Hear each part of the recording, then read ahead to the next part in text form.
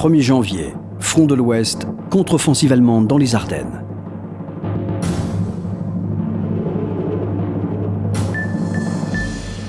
« 7 janvier, Lettonie, évacuation de la population allemande.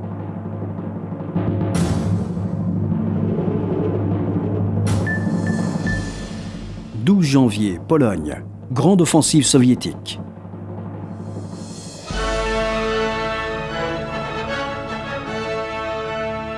La contre-offensive de Hitler dans les Ardennes, déclenchée le 16 décembre 1944, a pour but de remporter une victoire décisive sur le front occidental. Hitler espère reproduire le succès de la guerre éclair de 1940. Les 5e et 6e armées blindées, engagées dans la bataille, doivent couper les armées alliées de leur base de ravitaillement. Les premiers succès allemands ne suffisent pas pour remporter la mise. La riposte anglo-américaine avec le général Patton au sud et le général Montgomery au nord et à l'ouest parvient à opérer la jonction avec la 101e division aéroportée américaine encerclée dans Bastogne.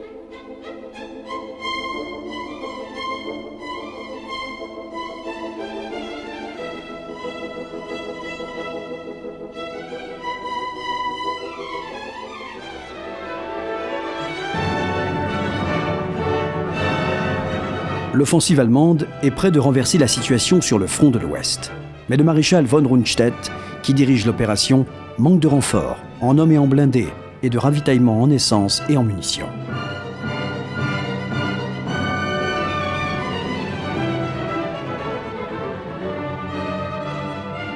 Ce succès anglo-américain prouve une fois de plus la supériorité technique des armées alliées. De plus, les divisions blindées allemandes, malgré les apparences, ne dispose que de peu de chars. Lorsqu'il prend conscience que cette offensive ne peut atteindre son but, le maréchal von Rundstedt tente de l'arrêter. Mais Hitler insiste pour poursuivre l'action. Le 26 décembre, les Alliés réussissent à bloquer la progression allemande. Bientôt, l'impérieuse nécessité de déplacer une partie des forces allemandes, dont la 6e Panzerarmee, sur le front de l'Est, aggrave la situation de la Wehrmacht à l'Ouest. La victoire alliée coûte aux Américains et aux Britanniques plus de 70 000 tués, disparus, prisonniers et blessés.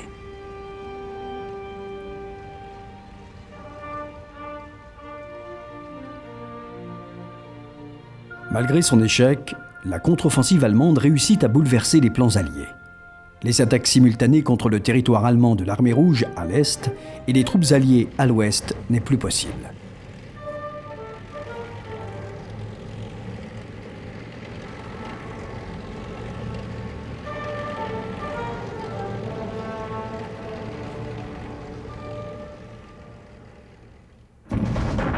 L'encerclement du groupe d'armées Nord ne laisse aucune illusion sur l'issue des combats. Le 7 janvier, en Courlande et en Lettonie, commence une grande opération d'évacuation de la population allemande et lettonne. Les difficultés d'approvisionnement et les menaces qui pèsent sur la population allemande obligent Hitler à ordonner l'évacuation des civils vers le territoire du Reich encore non occupé. En 6 mois, plus de 2 millions de personnes gagneront le Reich.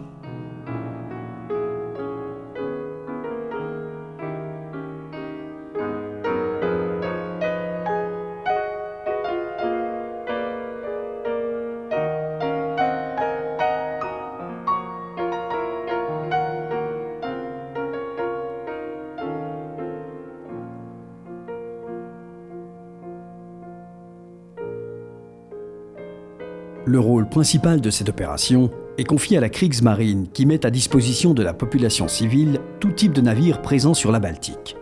Malgré les nombreuses attaques de la marine et de l'aviation soviétique, les pertes sont minimes.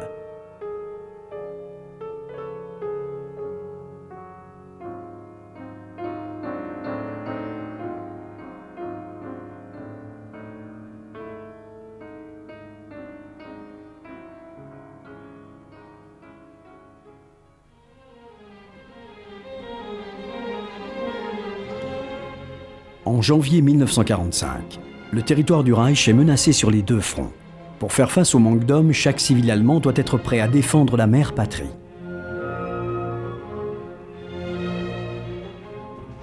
Le 12 janvier, sur le front de l'Est, une importante attaque russe est lancée.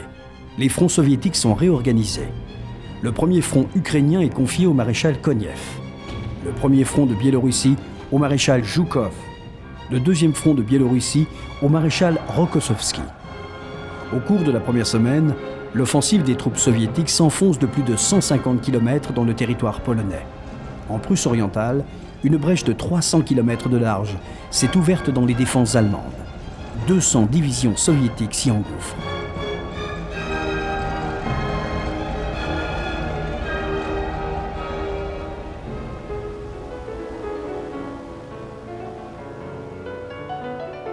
Le 17 janvier, l'armée rouge libère Varsovie.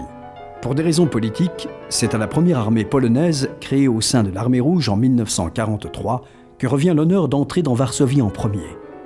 Varsovie n'est plus qu'un amas de ruines. Plus des 3/4 de la ville sont détruits. De plus, la capitale de la Pologne est vide. Ses habitants ont été déportés dans les camps d'internement allemands.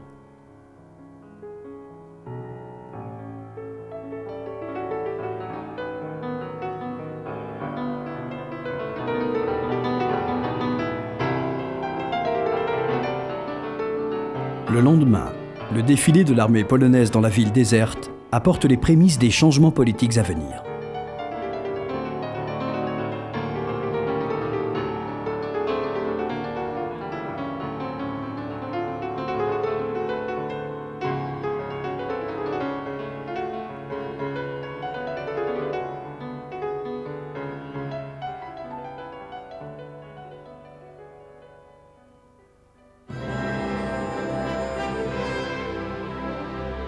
L'offensive soviétique, sur un front de 600 km de large, continue à progresser vers la frontière allemande.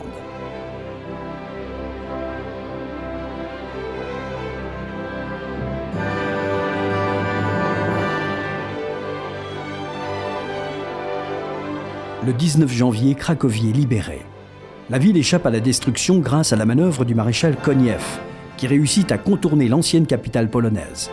Cracovie est une des rares villes en Pologne qui ne porte pas des stigmates de la Seconde Guerre mondiale.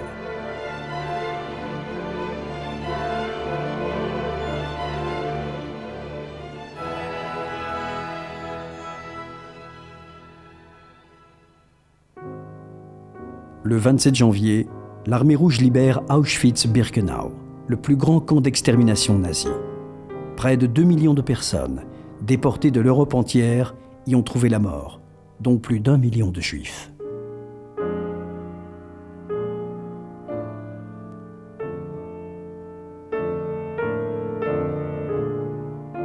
En vue de l'offensive soviétique, les nazis évacuent les derniers prisonniers du camp d'Auschwitz. La plupart d'entre eux ne survivront pas à cette marche de la mort.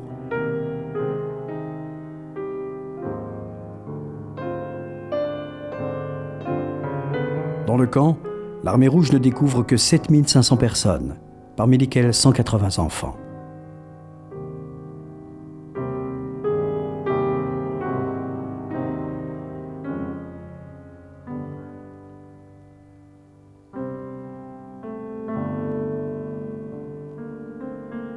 Progressivement, la machine de mort mise en place par les nazis est découverte par les armées alliées.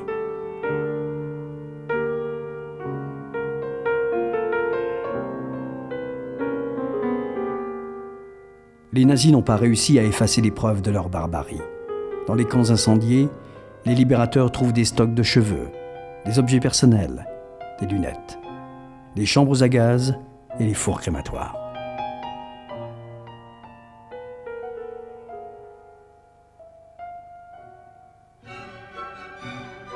Malgré les craintes, dans les territoires libérés, l'armée rouge est accueillie triomphalement.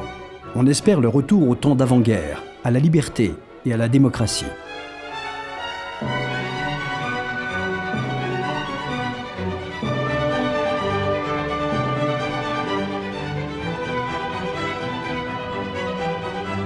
Le 28 janvier, sur le front baltique, l'armée rouge libère la ville de Memel.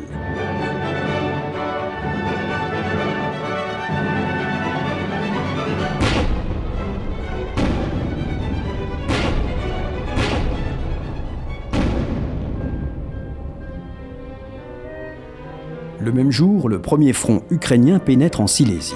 Cette manœuvre a pour but de couvrir les unités du premier front de Biélorussie et de mener une offensive en direction de la Saxe. Une décision de l'état-major soviétique épargne l'important complexe industriel de Katowice, Pour éviter la destruction des villes silésiennes, le maréchal Koniev laisse aux Allemands qui évacuent les villes à la hâte un couloir qui leur permet de se diriger vers l'ouest. Toutefois, l'armée soviétique parvient à faire des milliers de prisonniers de guerre.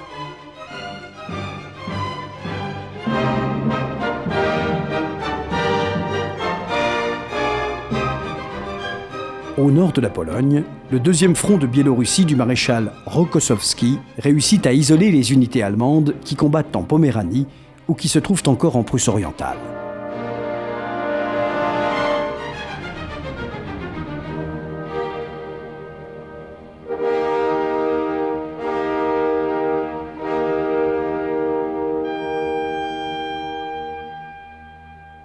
Mais le plus grand succès de l'armée rouge est d'atteindre la ligne de l'Oder le 31 janvier. D'ici à Berlin, il ne reste que 80 km. Dans la ferveur de la victoire, l'état-major soviétique envisage même de débuter l'offensive vers Berlin dès le mois de février. Mais la nécessité de venir à bout des forces allemandes encore présentes en Poméranie et en Basse-Silésie oblige à reporter le projet.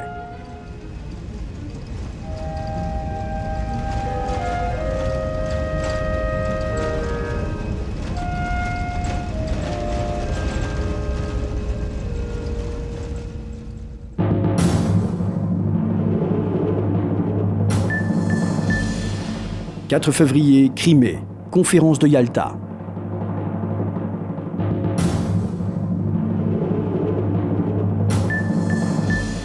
13 février, Hongrie, capitulation de Budapest.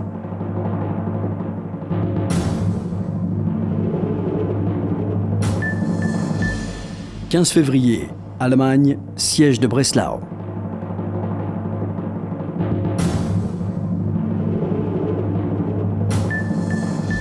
23 février, Pologne, libération de Poznań.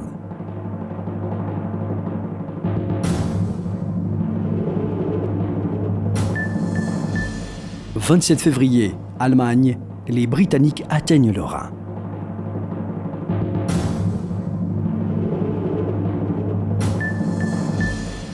Fin février, Pacifique, bataille d'Iwo Jima.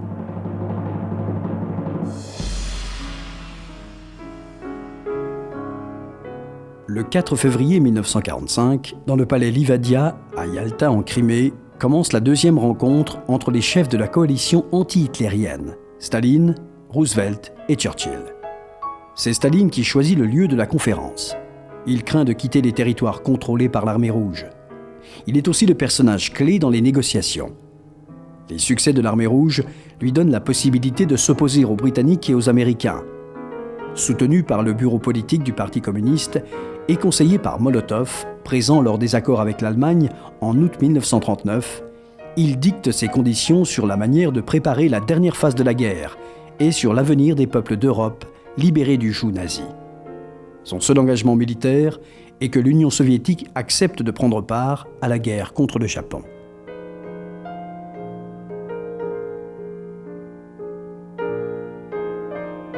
Les décisions prises à Yalta sont lourdes de conséquences. Outre la création de l'Organisation des Nations Unies, la conférence voit se dessiner un nouveau partage de l'Europe. C'est lors de cette conférence que la frontière polonaise est définitivement fixée sur la ligne de Curzon, qui incorpore à l'Union soviétique la moitié du territoire polonais d'avant-guerre. C'est également à Yalta que se dessinent les prémices du futur rideau de fer, qui séparera la partie occidentale de l'Europe centrale et orientale, soumise à l'influence de l'Union soviétique.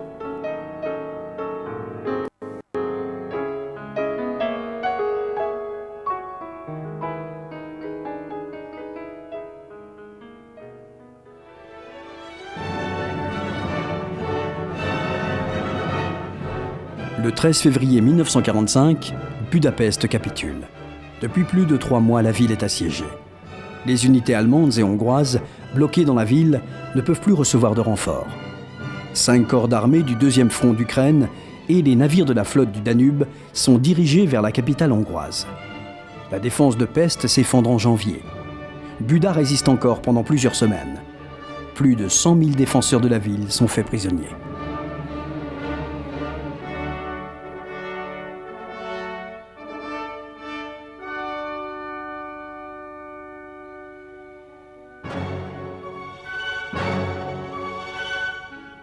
Depuis le 15 février, en Basse-Silésie, Breslau est assiégée. Sur ordre de Hitler, la garnison de la ville doit combattre jusqu'au dernier soldat. Le premier front ukrainien du maréchal Koniev dirige vers la ville la 6e armée. La prise de la ville constitue une des conditions de la réussite de l'offensive vers Berlin. Les 80 000 défenseurs de Breslau, sous le commandement du général Krause, ne répondent pas à l'appel de reddition lancé par l'état-major soviétique. Le 16 février, commence une bataille qui va durer plusieurs mois. Le groupe d'armée centre tente en vain de percer l'encerclement. Tout contact avec les assiégés est impossible. Les renforts soviétiques affluent sans cesse, et parmi eux, des unités allemandes, constituées par le Comité de l'Allemagne libre.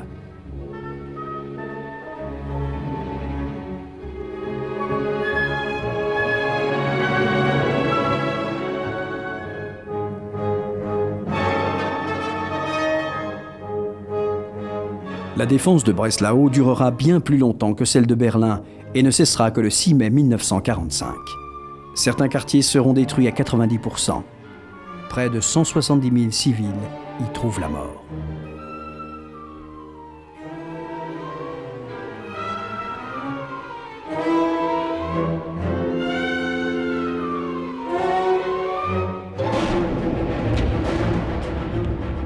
Dans le même temps, en Pologne centrale, la bataille de Poznań se poursuit.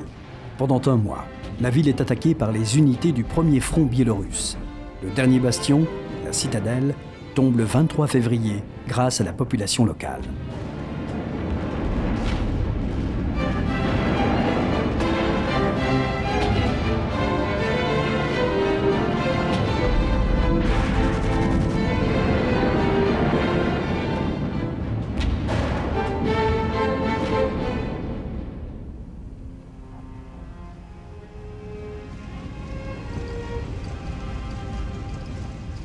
Partout où l'armée rouge franchit la frontière allemande, ses troupes se livrent à des destructions qui ne sont pas justifiées militairement.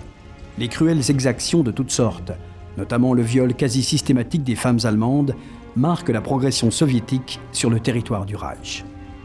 La haine et le désir de vengeance sont incontrôlables, même pour l'état-major soviétique, contraint parfois d'instaurer la cour martiale pour tenter de contenir ses soldats.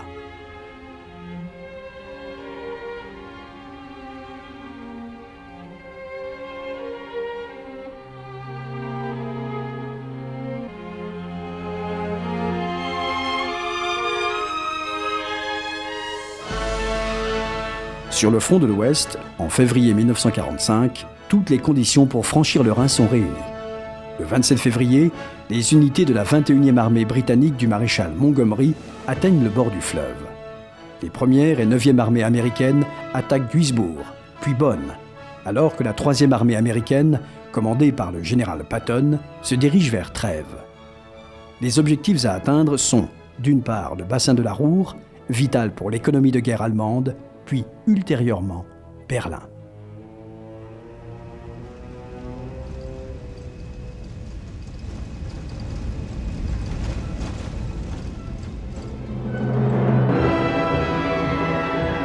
Sur le Pacifique, le 19 février, les Américains attaquent Iwo Jima.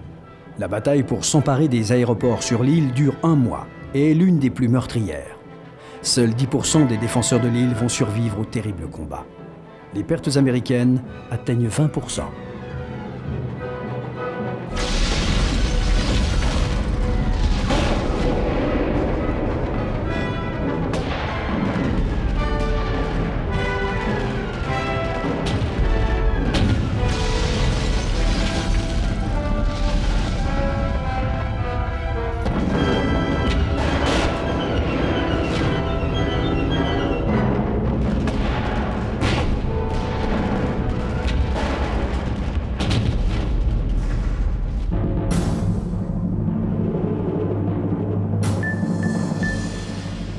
« 1er mars, bataille en Poméranie.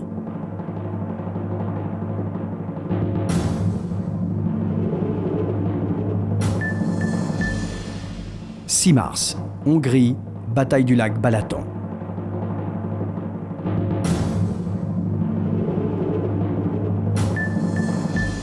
7 mars, Allemagne. Les Alliés franchissent le Rhin.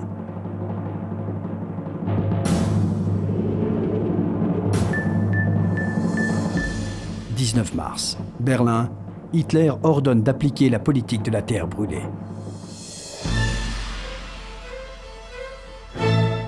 En mars 1945, en Poméranie, l'armée rouge poursuit son offensive.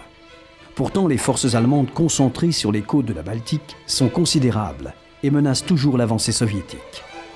Les groupes d'armées Nord et Courlande sont déployés le long de la côte. Le nouveau groupe d'armées Vistule, créé le 22 janvier 1945 et commandé par le Reichsführer SS Heinrich Himmler lui-même, menace les arrières du premier front de Biélorussie.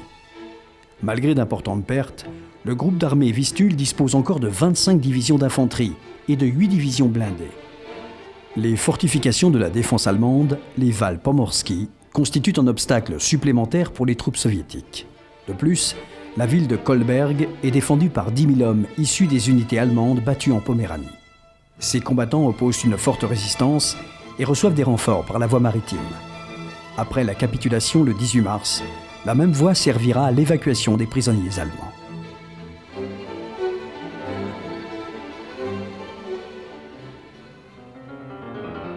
Le même jour, la première armée polonaise, qui a pris part à la bataille de Kolberg, participe à la cérémonie d'alliance de la Pologne avec la mer.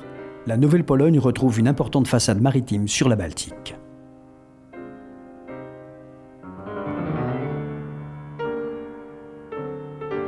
La prise de Kolberg sépare les forces allemandes de Poméranie orientale de celles de la Prusse orientale. Dans cette situation, la prise de Danzig et de la ville portuaire de Gotenhafen apparaît comme le prochain objectif. Pour contrecarrer l'offensive, les Allemands détruisent les installations du port de Gotenhafen.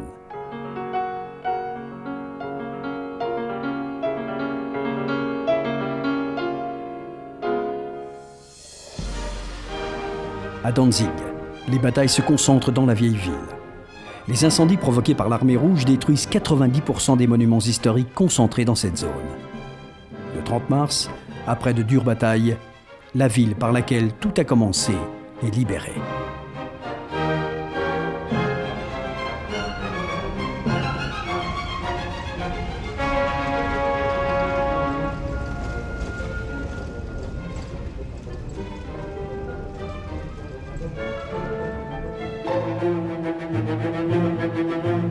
Le 6 mars 1945, en Hongrie, commence une grande bataille de blindés aux alentours du lac Balaton. Les forces soviétiques du 3e front ukrainien, commandées par le maréchal Toboulkine, doivent rompre les lignes de défense ennemies et permettre une poussée ultérieure le long de la rive droite du Danube jusqu'à Vienne.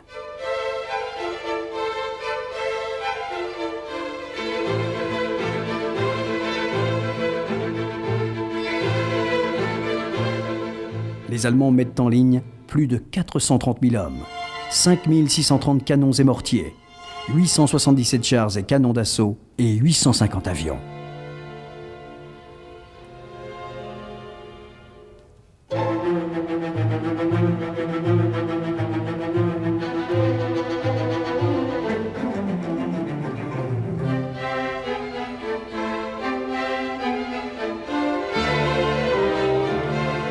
Après quelques succès initiaux, les troupes allemandes sont contraintes par l'action des forces soviétiques, bulgares et yougoslaves de se replier derrière la Drave, le 22 mars. Les 2e et 3e fronts ukrainiens sont maintenant capables, en coopération avec l'armée titiste, d'exécuter une offensive sur Vienne qui est occupée dès le 13 avril. La Yougoslavie est entièrement libérée et les partisans de Tito font leur jonction avec les Britanniques du général Alexander sur le fleuve Isonzo.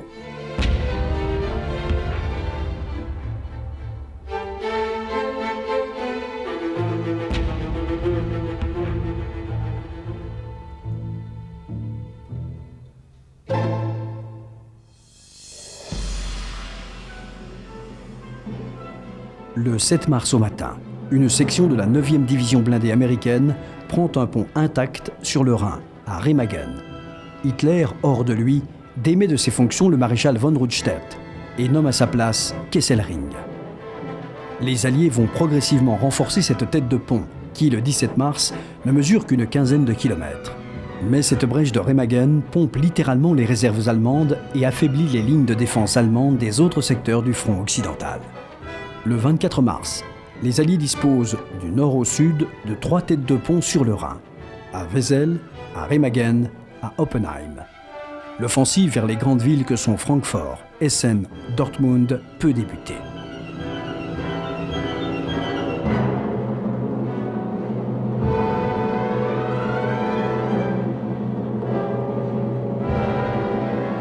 Dans la nuit du 30 au 31 mars, la première armée du général Delattre de Tassigny passe à son tour le Rhin. Les Français prennent Karlsruhe le 4 avril, puis se rabattent vers la plaine de Bade sur la Forêt-Noire.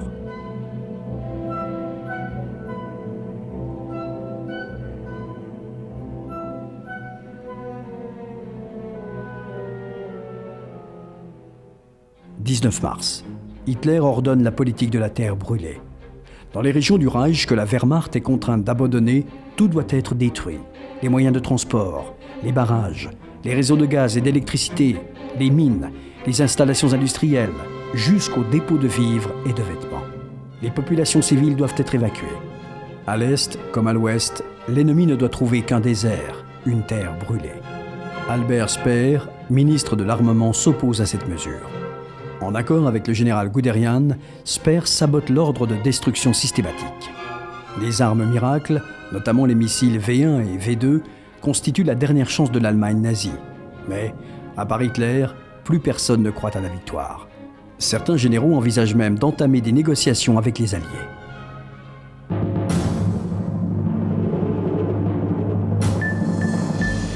« 9 avril, Prusse orientale, Königsberg capitule.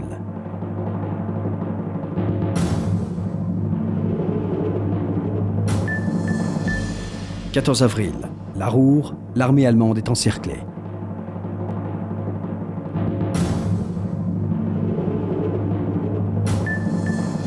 16 avril, début de l'offensive soviétique sur Berlin. «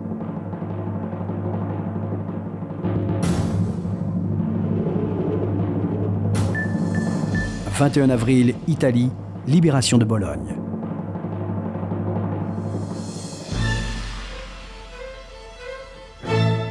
Le plan soviétique consiste à couper la Prusse orientale de l'Allemagne du Nord, ce qui est fait à la fin de janvier 1945. Les forces allemandes sont séparées en 3 groupements distincts. Au centre du dispositif se trouve Königsberg. Au début d'avril, Königsberg est de nouveau isolé de son port de Pillau et soumis à un terrible bombardement. Le Gauleiter de la Prusse orientale, Erich Koch, s'est réfugié à Pillau avec un navire brise-glace qui lui permettra de s'enfuir sur la Baltique.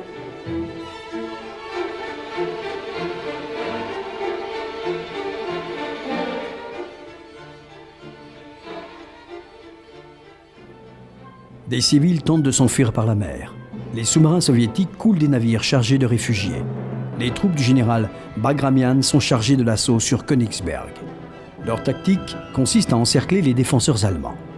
Au cours du mois de février, face aux unités des 3 fronts de Biélorussie, les Allemands opposent une farouche résistance. Pourtant, le 3e front de Biélorussie déloge la 4e armée allemande de Heidelberg, pendant que le 1er front de la Baltique repousse les débris de la 3e armée blindée. L'attaque décisive a lieu le 6 avril. C'est autour de la gare ferroviaire qu'éclatent les combats les plus meurtriers.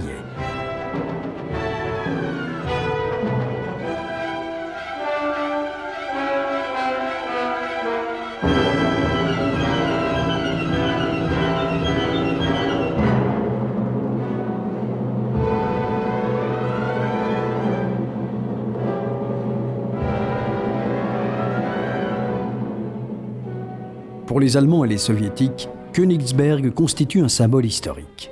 Adolf Hitler a ordonné aux diverses unités, Wehrmacht, Waffen-SS, Volkssturm et milices locales qui défendent la ville, de combattre jusqu'au dernier homme. Les troupes russes, appuyées par la flotte de la Baltique, réussissent à isoler la garnison de la ville.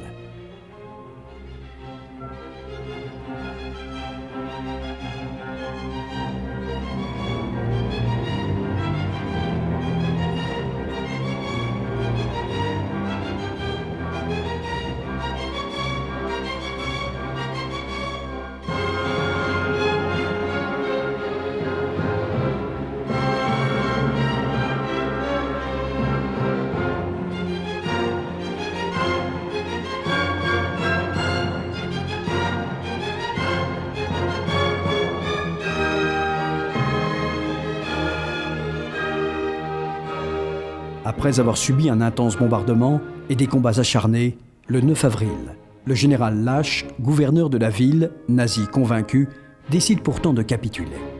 Les derniers défenseurs de la ville se rendent. Le nombre de prisonniers allemands s'élève à plus de 92 000 hommes.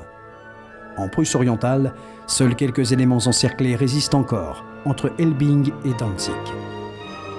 98 unités soviétiques qui ont participé à la chute de Königsberg sont récompensées et reçoivent le titre d'unité de Königsberg.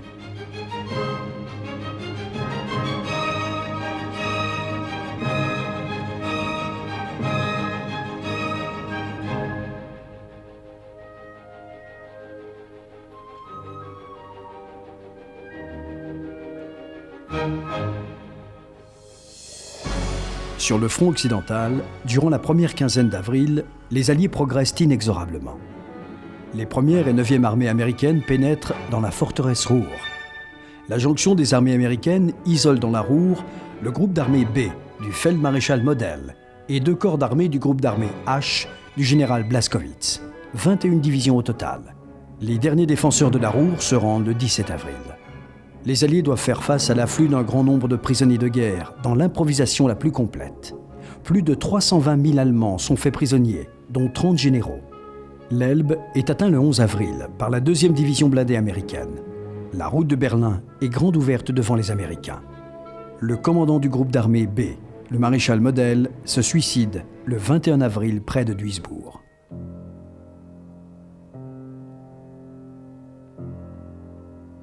Au cours de leur progression en Allemagne, les Alliés découvrent les camps de concentration. La 9e armée américaine libère le camp de Bergen-Belsen. Le général Eisenhower, commandant en chef des forces alliées en Europe, visite le camp de concentration de Bergen-Belsen. Créé en 1943, ce camp était destiné à l'extermination des Juifs. En 1945, ce sont des dizaines de milliers d'hommes de toutes origines qui sont assassinés dans ce camp.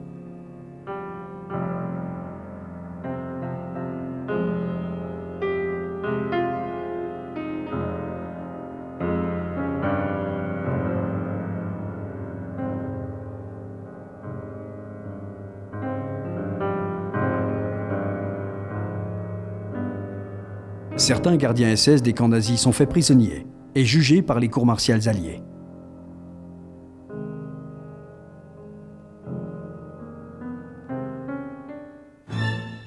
L'offensive russe sur Berlin débute le 16 avril 1945. La ville est défendue par 1 million d'hommes, 10 000 canons et 1500 chars. Les soviétiques disposent de 2 millions d'hommes, 40 000 canons et plus de 6 000 chars. Le 22 avril, ils atteignent la banlieue de Berlin. Le 23 avril, les soviétiques proposent aux Allemands de se rendre. L'ennemi rejette cette proposition. Hitler, malgré l'avis du général Wilding, décide que Berlin sera défendue jusqu'au dernier homme. Le 25 avril, la ville est entièrement encerclée par le premier front ukrainien et par le premier front biélorusse.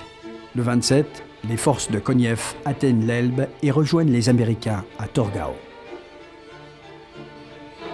Le 30 avril, dans son bunker berlinois assiégé par les Soviétiques, Adolf Hitler et Eva Braun, qu'il a épousée quelques heures auparavant, se suicident.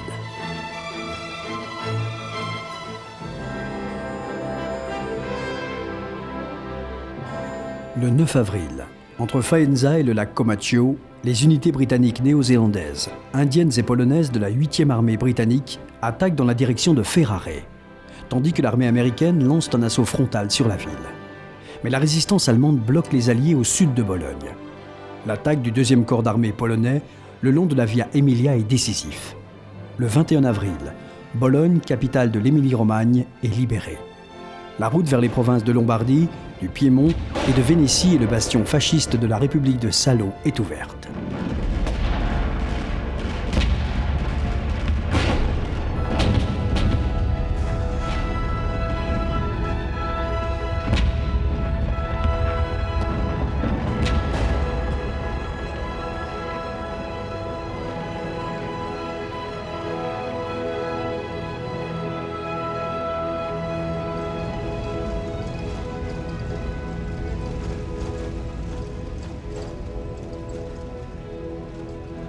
Le 21 avril, le 2e corps d'armée polonais est le premier à pénétrer dans la ville. Une semaine plus tard, le 29 avril, à Caserte, la République italienne de Salo signe la capitulation. Le 2 mai, les dernières unités italiennes de Salo, combattant aux côtés des Allemands, se rendent.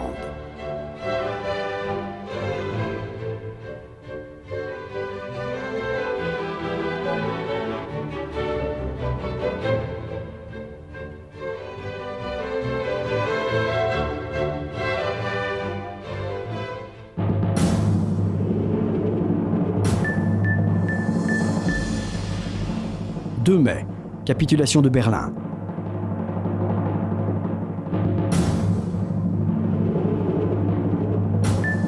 4 mai, capitulation des forces allemandes en Hollande, au Danemark et en Allemagne du Nord. Hitler et Goebbels suicidés. Göring arrêté pour trahison. Himmler en fuite. L'amiral Dönitz reste seul maître de l'Allemagne. Mais il n'y a plus d'espoir.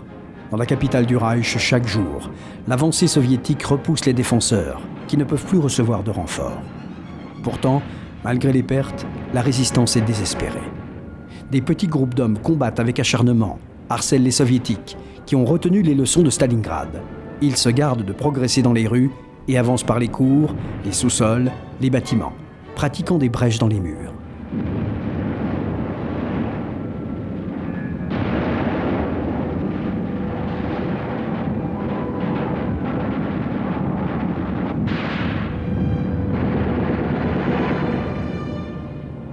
Le 1er mai, après de violents combats, souvent au corps à corps, le 79e corps de fusiliers s'empare du Reichstag. 2 groupes de volontaires, membres du Parti communiste et des Komsomol, reçoivent l'ordre de hisser le drapeau soviétique sur le Reichstag.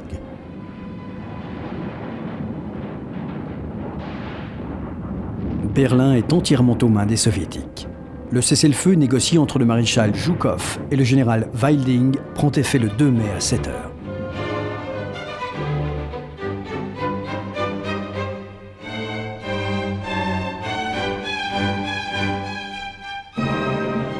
Le général Weilding, commandant la place de Berlin, déclare que chaque heure de lutte supplémentaire augmente les terribles souffrances de la population civile et des blessés. Tous ceux qui tombent pour Berlin meurent pour rien. Il ordonne la cessation immédiate des hostilités.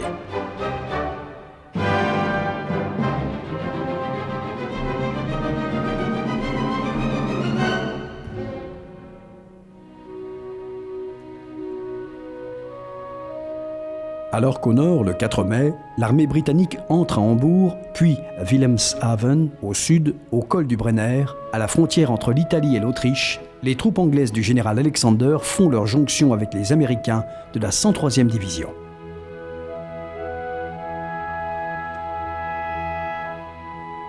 Le même jour, dans le quartier général du maréchal Montgomery, près de Lunenburg, le commandant en chef de la Kriegsmarine, l'amiral von Friedeburg, signe la capitulation de la Wehrmacht en Allemagne, en Hollande et au Danemark.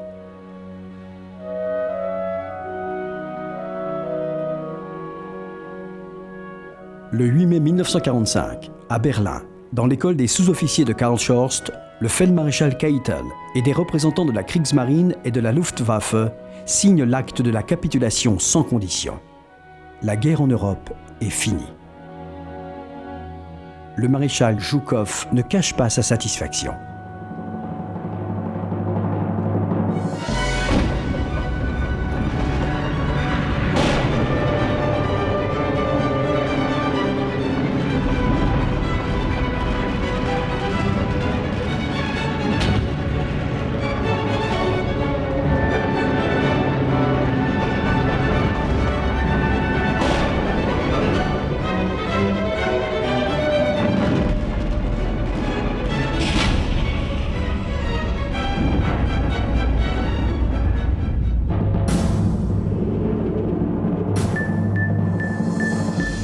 « 5 juin, rencontre à Wildenschloss.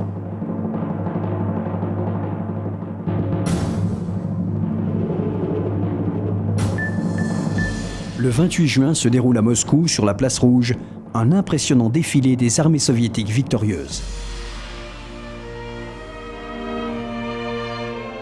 Le 5 juin, À Wendeschloss, le maréchal Zhukov, les généraux Eisenhower et Delattre de Tassigny, le maréchal Montgomery se réunissent. Il s'agit de définir les zones d'occupation militaire à Berlin, mais aussi dans toute l'Allemagne. Chacune de ces zones est administrée par un gouverneur militaire. Les 4 commandants en chef forment le Conseil de contrôle allié qui doit administrer l'Allemagne, dont le siège est à Berlin. Si l'État allemand demeure, ses fonctions sont assumées par les Alliés. Au sein du Conseil, les décisions doivent être prises à l'unanimité. Le 30 juin, les zones d'occupation de chaque allié sont précisées.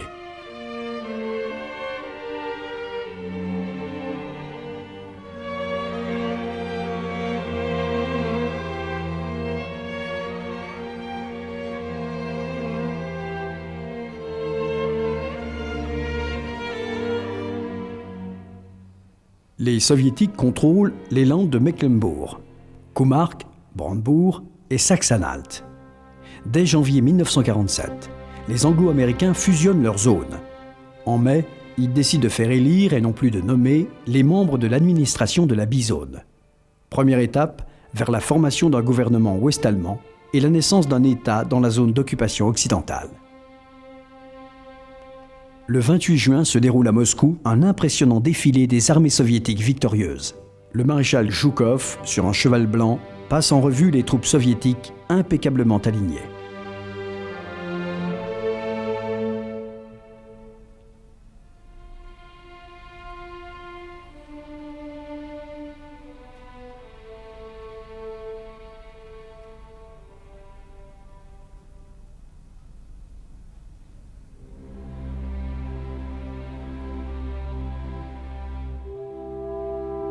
Un à un, les étendards allemands pris par les soviétiques sont jetés au pied du mausolée de Lénine, sur lequel se tient le maréchal Staline.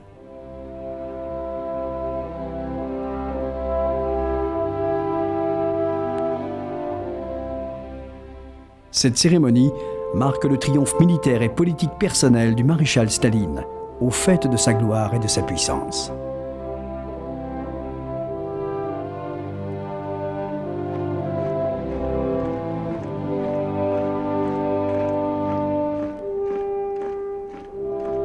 Dans les pays libérés par l'armée rouge, l'Union soviétique prend le pouvoir politique. Les héros de la résistance sont traînés devant des tribunaux. C'est le sort du haut commandement de l'armée de l'intérieur polonaise. 16 de ses membres sont jugés à Moscou et condamnés aux travaux forcés ou à la peine de mort.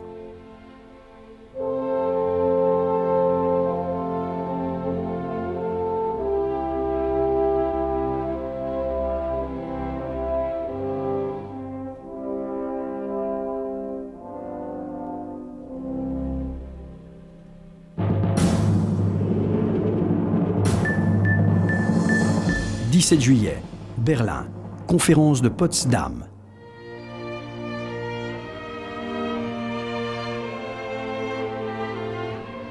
La Grande-Bretagne est représentée par Winston Churchill, son Premier ministre. Les États-Unis par son nouveau président, Harry Truman. Mais le rôle principal est joué par Joseph Staline, qui, élevé au grade de généralissime de l'Union soviétique le 1er mai 1945, cumule les fonctions de secrétaire général du PCUS, de président du Conseil des ministres et de commissaire à la guerre. À partir du mois de juillet, le travailliste Clement Attlee est le nouveau Premier ministre britannique. Il remplace Churchill dans la deuxième phase de la conférence. Lors de la conférence de Potsdam, les épineuses questions sur le sort de l'Allemagne, sur ses frontières, sur les réparations de guerre qu'elle doit verser, sur les dramatiques expulsions de populations en Europe centrale et orientale, notamment des populations d'origine allemande, sont débattues. Les Alliés adoptent à l'égard de l'Allemagne la règle des 4 D, la démilitarisation, la dénazification, la démocratisation et la décentralisation de l'industrie. C'est ici où se règle également le sort de la population allemande habitant la Pologne, la Hongrie et la Tchécoslovaquie.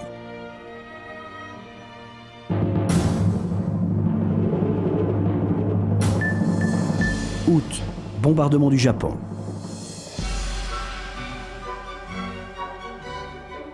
Même si le pays est au bord de l'épuisement, les armées japonaises tiennent encore solidement l'Indochine, l'Indonésie et les côtes chinoises. L'état-major américain ne peut envisager d'opération directe contre l'archipel avant le début de 1946 et évalue les pertes probables à plus d'1 million d'hommes. Dans la logique des bombardements stratégiques sur le Japon, le président Truman décide d'abréger la guerre en utilisant les bombes atomiques récemment mises au point. Le 6 août 1945, à 8h17, à Hiroshima, une première bombe atomique américaine fait des dizaines de milliers de victimes, plus de 78 000 morts, 10 000 blessés et près de 14 000 disparus, auxquels il convient de rajouter des milliers de Japonais morts dans les mois ou les années qui vont suivre, des effets à plus long terme des radiations nucléaires. Le 9 août 1945, sur Nagasaki, une seconde bombe atomique explose et fait 75 000 morts. L'explosion se produit à quelques centaines de mètres du point prévu. L'énergie dégagée lors de l'explosion élève la température de plusieurs millions de degrés. Le cyclone de feu tourbillonne pendant 6 heures. L'onde de choc dépasse les 1200 km/h. Des dizaines de milliers de victimes agonisent pendant des jours, prises de vomissements, de diarrhée et d'hémorragie. En août 1945, l'immense majorité des Américains voit dans ces deux explosions nucléaires la fin prompte de la guerre et l'économie de sang qu'elle apporte. Rares sont alors les personnes, comme le général Eisenhower, qui blâment l'utilisation de la bombe, la jugeant inutile pour mettre l'empire de Hirohito à genoux. « 8 août, l'armée rouge attaque la Mandchourie.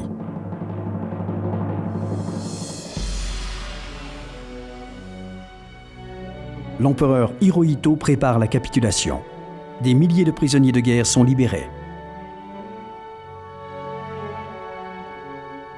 Le 2 septembre, à bord du Missouri, ancré dans le port de Tokyo, le général MacArthur reçoit la capitulation officielle des Japonais.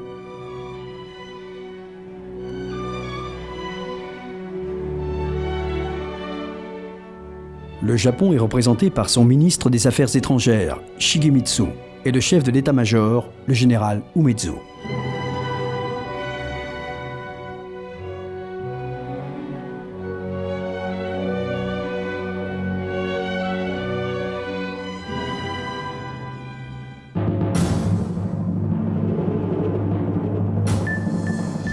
20 novembre, le procès de Nuremberg commence.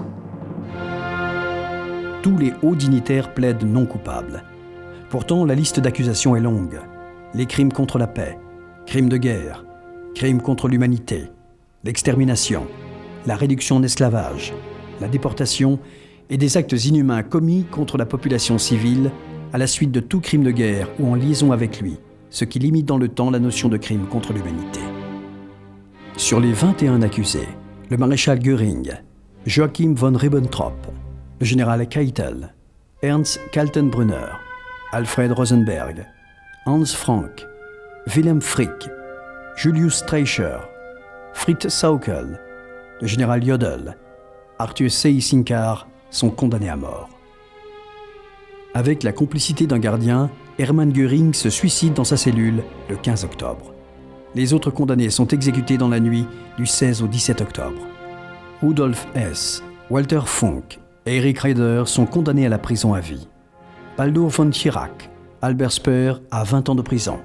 Constantin von Neurath et Karl Dönitz respectivement à 15 et 10 ans de réclusion.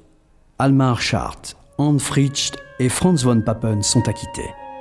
Les organisations hitlériennes comme le NSDAP, le parti nazi, les SS, le SD, service de renseignement nazi, et la Gestapo sont également condamnés comme criminels. Ainsi, le procès de Nuremberg solde les premiers comptes de la Deuxième Guerre mondiale.